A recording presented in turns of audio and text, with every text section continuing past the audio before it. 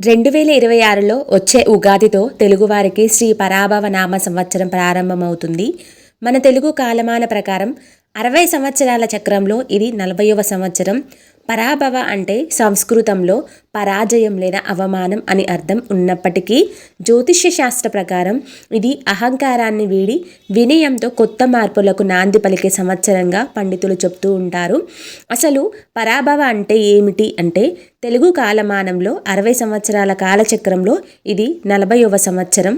ఈ పేరుని ఎలా నిర్ణయించారు అంటే మన ధర్మశాస్త్రాల ప్రకారం బ్రహ్మదేవుడు సృష్టిని ప్రారంభించినప్పుడు ఏర్పడిన కాలచక్రంలో ఈ పేరైతే పెట్టబడింది. అసలు అర్థం ఏమిటి అంటే పరాభవ అంటే అహంకారం నశించడం అని అర్థం అన్నమాట. మనిషి తనలోని నేను అనే గర్వాన్ని వదిలి ప్రకృతికి లొంగి ఉండాలని సూచించేదే కాలం ఇదనమాట. ఈ సంవత్సరం ఫలితాలను ప్రధానంగా ఈ కింది ప్రాచీన గ్రంథాలలో అయితే వివరించారనమాట. ఇప్పుడు ఒక్కొక్క దాని గురించి వివరంగా తెలుసుకుందాము. బృహత్ సంహితలో దీని గురించి మన ఈ సంవత్సరం ఎలా ఉండబోతుంది అనేసి చెప్పారు. దీనిని క్రీస్తు శకం 6వ శతాబ్దంలో ప్రఖ్యాత ఖగోళ శాస్త్రవేత్త గణిత మేధావి వరాహమిహిరుడు రాశారు. ఇందులో 60 ఏళ్ల ఫలితాల గురించి సంవత్సరం ఫలాధ్యాయంలో వివరించారనమాట. అలాగే నారద సంహితలో గురించి కూడా దీనిలో చెప్పబడింది. ఇది దేవముని నారదుడు రాసినట్లుగా చెప్పబడే పురాతన జ్యోతిష్య గ్రంథం. ఇందులో సామాజిక మార్పుల గురించి ప్రస్తావన అయితే ఉందన్నమాట. ఈ సంవత్సరంలో జరిగే సామాజిక మార్పుల గురించి అలాగే కాల నిర్ణయ చంద్రికలో కూడా వివరించారనమాట. కాలగణన గురించి వివరించే ఈ గ్రంథంలో పరాభవ సంవత్సరం స్వభావాన్ని చర్చించారనమాట. గ్రంథాలలో చెప్పబడిన భవిష్యత్తు వరాహమిహిరుడు బృహతి సంహిత ప్రకారం అయితే పరాభవేతు భవతి బహుశో వాయురద్భుత అంటే ఈ ఏడాది వాయువు అంటే గాలి ప్రభావం అత్యధికంగా ఉంటుంది అంట. అంటే ఊహించని తుఫానులు గాలివానలు అయితే సంభవిస్తాయంట. అలాగే నారద సంహిత ప్రకారం అయితే అధికార మార్పిడి ఎలా ఉంటుంది అంటే రాజ్యమేలే వారిలో మార్పులు వస్తాయంట. పాత పద్ధతులు పోయి కొత్త సిద్ధాంతాలు అయితే వస్తాయంట. అలాగే అశాంతి శాంతి గురించి కూడా చెప్పబడింది. సంవత్సరం ప్రథమార్థంలో అంటే మొదటి 6 నెలలు ప్రజల్లో కొంత అయోమయం అశాంతి ఉన్నప్పటికీ ద్వితీయార్థంలో పరిస్థితులు అయితే చక్కబడతాయంట. అలాగే ధాన్య సమృద్ధి గురించి కూడా చెప్పాడు. వర్షాలు బాగుంటాయి కానీ పంటల చేతికి వచ్చే సమయంలో ప్రకృతి వైపరీత్యాల వల్ల కొంత నష్టం జరిగే అవకాశం అయితే ఉందంట. అలాగే ఈ ఏడాది ఎలా గడుస్తుంది అనే దాని గురించి కూడా పురాణాల సారాంశం ప్రకారం 2026 పరాభవ నామ సంవత్సరం అయితే ఇలా ఉండబోతోంది. సామాజికంగా చూస్తే ప్రజల్లో ఆధ్యాత్మికత పెరుగుతుంది. ధర్మ ప్రచారానికి ప్రాధాన్యత అయితే లభిస్తుంది. ఇక ఆరోగ్యపరంగా చూసుకుంటే వాయు సంబంధిత వ్యాధులు అంటే శ్వాసకోశ ఇబ్బందులు వచ్చే సూచనలు అయితే ఉన్నాయి. కాబట్టి ప్రాణాయామం యోగా వంటివి చేయాలని గ్రంథాలు అయితే సూచిస్తున్నాయి. అలాగే రాజకీయంగా చూసుకుంటే పరాభవ అంటే ఓటమి కాబట్టి పెద్ద పెద్ద రాజకీయ నాయకులకు తమ పట్టు కోల్పోయే అవకాశం ఉందంట. తప్పు చేసిన వారు శిక్ష అనుభవించకైతే తప్పదు ఈ సంవత్సరంలో. అలాగే ఆర్థికంగా చూసుకుంటే ధరలు పెరుగుదల ఉన్నప్పటికీ కొత్త వ్యాపార మార్గాలు పుట్టుకొస్తూనే ఉంటాయి. పరాభవనామ సంవత్సరం అంటే భయపడాల్సిన అవసరం అసలే లేదు.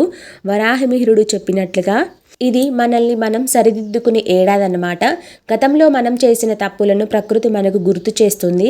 ఎవరైతే వినయంగా ధర్మబద్ధంగా ఉంటారో వారికి ఈ ఏడాది విజయ నామ సంవత్సరంగా మారుతుంది.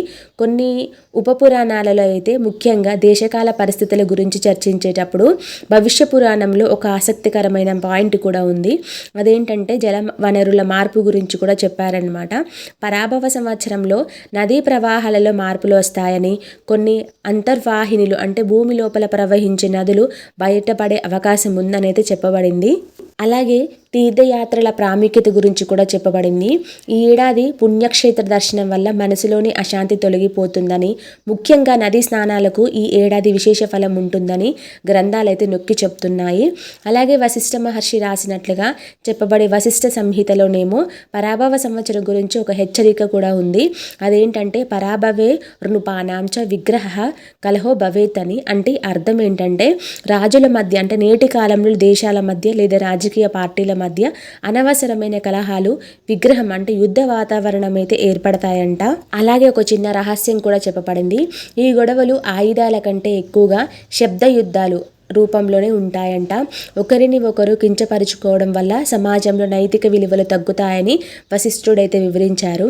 అలాగే గార్గి సంహిత శూద్ర శక్తి సంచలనం మహర్షి గార్గి రాసిన గ్రంథం ప్రకారం అయితే ఈ సంవత్సరంలో కార్మికులు మరియు శ్రామికులు నుంచి పెద్ద ఎత్తున నిరసనలు లేదా మార్పులు అయితే వస్తాయంట. ఏ దేశంలో అయితే కష్టపడే వారిని గౌరవించరో ఆ దేశం ఆర్థికంగా పరాభవం పొందుతుందంట. అంటే సామాన్యుడి గొంతు ఈ ఏడాది బలంగా వినబడుతోంది అని అర్థం. ఇంతేకాదండి, లోహ శాస్త్రంలో కూడా చెప్పబడిందనమాట. పరాభవ నామ సంవత్సరానికి సీసం మరియు ఇనుము కారకత్వాలు ఎక్కువగా ఉంటాయని కొన్ని గ్రంథాలు అయితే చెప్పబడుతున్నాయి.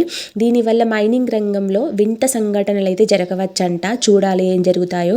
అలాగే ఆరోగ్యపరంగా చూసుకుంటే శరీరంలో ఐరన్ లోపం రాకుండా జాగ్రత్త పడాలని, ఇనుప పాత్రలు వాడడం పెంచడం వల్ల శని ప్రభావం తగ్గుతుందని ఆయుర్వేద గ్రంథాల సూచన అనమాట. ఇంతేకాదండి, మేఘమాల గ్రంథంలో కూడా వర్ష సూచనల గురించి చెప్పారనమాట. ప్రాచీన వర్ష సూచన గ్రంథమైన మేఘమాల ప్రకారం అయితే పరాభవ సంవత్సర మేఘాలను సంవర్త మేఘాలు అంటారనమాట. అంటే ఏంటి స్వభావం అంటే ఈ మేఘాలు గర్జిస్తాయి కానీ కురవవన్నమాట, లేదా కురిస్తే ఏకధాటిగా ప్రళయంలా కురుస్తాయని చెప్పబడింది. అలాగే ఒక చిన్న రహస్యం కూడా ఇందులో చెప్పబడింది మేఘమాలలో. ఏంటిది అంటే ఈ ఏడాది మేఘాల గర్జన ఎక్కువగా ఉంటుందని, వజ్రపాతాలంటే పిడుగులు పడే అవకాశం ఎక్కువగా ఉంటుందని ఈ గ్రంథం అయితే హెచ్చరిస్తోంది. ఇదండి ఈ పరాభవ నామ సంవత్సరం గురించి మన పురాణాలలో చెప్పబడిన కొన్ని విషయాలు. ఈ ఇన్ఫర్మేషన్ మీకు నచ్చినట్లయితే ఖచ్చితంగా లైక్ చేయండి. అండ్ మీలో ఎవరైనా నా ఛానల్ ఫస్ట్ టైం కనుక విజిట్ చేసినట్లయితే ఖచ్చితంగా సబ్స్క్రైబ్ చేసుకోండి. Thank you for watching this video.